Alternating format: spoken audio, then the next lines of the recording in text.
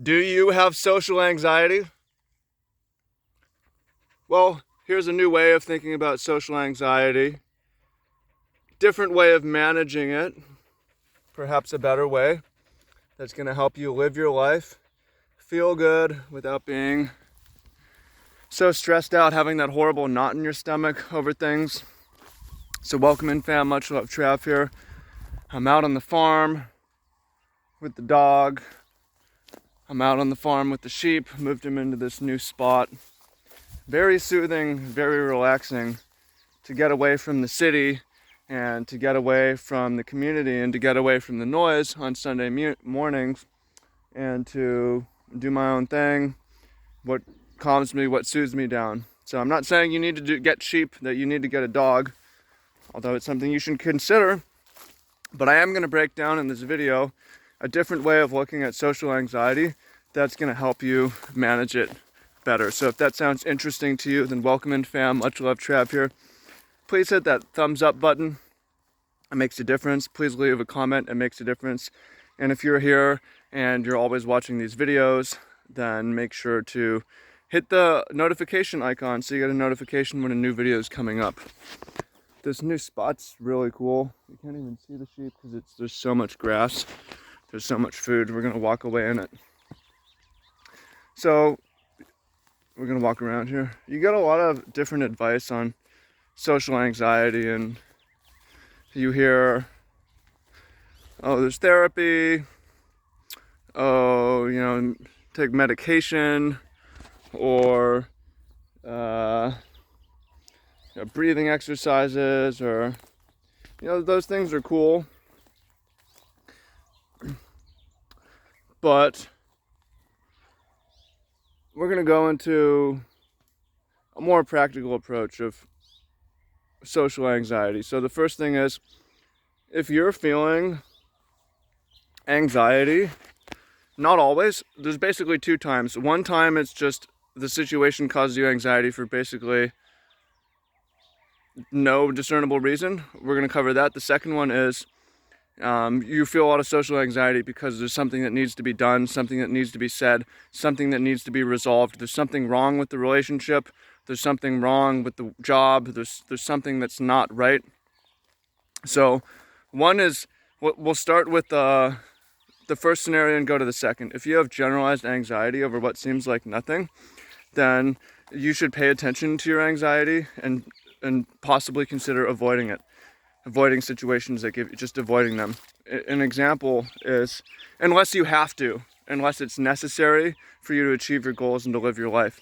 For instance, it might seem to you that I'm a confident person.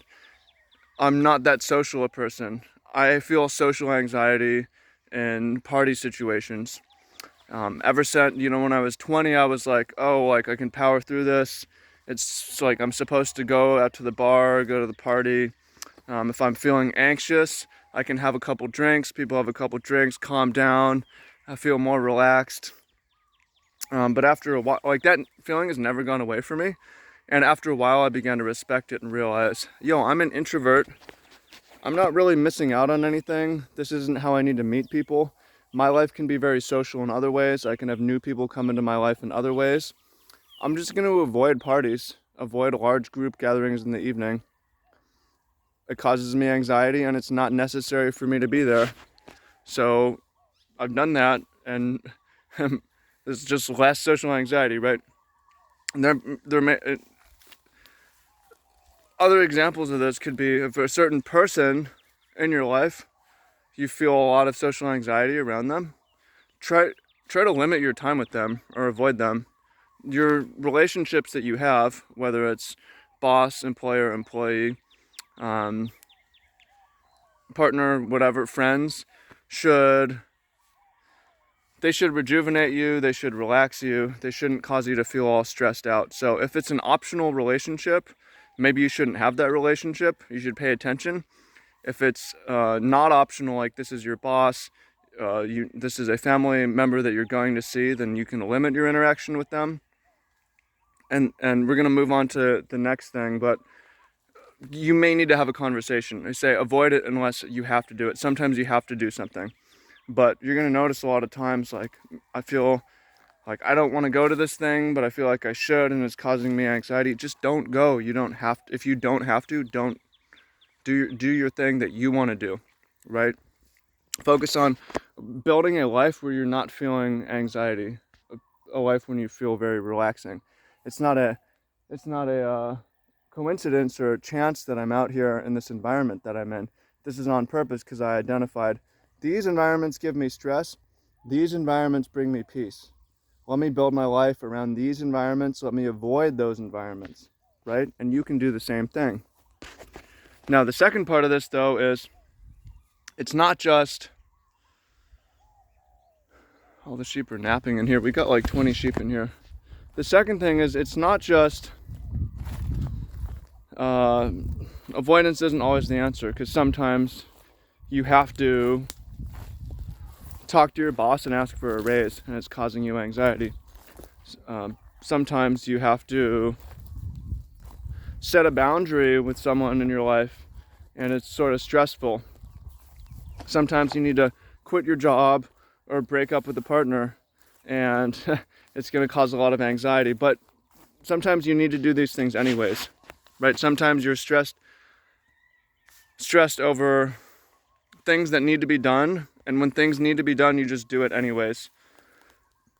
And that's something that I learned, is like that anxiety won't get, some of those anxieties will not go away from avoidance. They will build up over time, become chronic and generalized, become associated with places, become associated with people and situations, and seep in and become a part of you. And that's not what you want. And how do you avoid that? Well, when you feel social anxiety, is it necessary for me to do something, or can I avoid it? If you can avoid it, you just avoid it. If it's necessary for you to do something, you have to do something. And the sooner the better, because it will actually be resolved once you do something. Again, we're listening and trusting our emotions. If your emotion is telling you to be socially anxious, to have this stress reaction, pay attention and listen and say, this is not a mistake. Thank you for telling me that I need to do something. You take these animals, you separate the lamb from its mother, they're going to be really stressed out. They're going to be calling and whining and crying for each other. It's no amount of coaching them, like avoid it or practice your breathing, that's going to resolve it. The only way to resolve it is to reunite them. So for you, when you're feeling stressed, sometimes the only way to resolve it is to resolve the situation. And as soon as you resolve the situation, you're going to be able to feel better. But it's hard to have those difficult conversations. And sometimes you just got to suck it up, though. Sometimes you got to tough it up, and you got to go, and you got to tell your boss, hey, I'm giving my 2 weeks. Tell your partner, this part of the relationship is just not working for me. I'd like to set a boundary here. Tell a teammate, I'm not available at these times. Do not message me. Tell a roommate, this is not okay to make this noise at this time, I'm trying to sleep. Here's some examples of things when it comes to feeling social anxiety and feeling anxious around people. Hey, you cannot tease me or bully me in this way. We need to resolve this. And then once those things are resolved, you won't feel as anxious around those people, around those places, around those things, and you'll be okay. The last thing to consider is that I want to share with you that anxiety and social anxiety is super normal. Again, it's not a mistake because it's clues, it's telling us things, and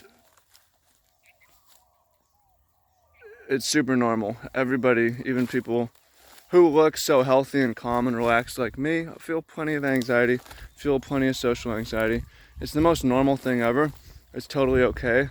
There's nothing wrong with it. And it's normal. You can't expect to feel good all the time and to feel happy all the time. If you did, then again, like you're just on drugs all the time that mute your negative emotions. You're not going to be motivated to fix your life and fix things. So feel a little gratitude today for the negative emotions in your life. It's okay. Don't torture yourself and put yourself into situations that are going to make you feel bad. You don't have to do it. And sometimes you will have to do something. In that case, tough it up, get it done, rip off the Band-Aid. Don't let it linger. And it's going to be painful. Do your best. There may be no good way to say it, but it needs to get done. It may be hard to do the right timing, but it needs to get done. Right? You know, there's no good way to say I'm quitting or I want to break up. These sorts of things.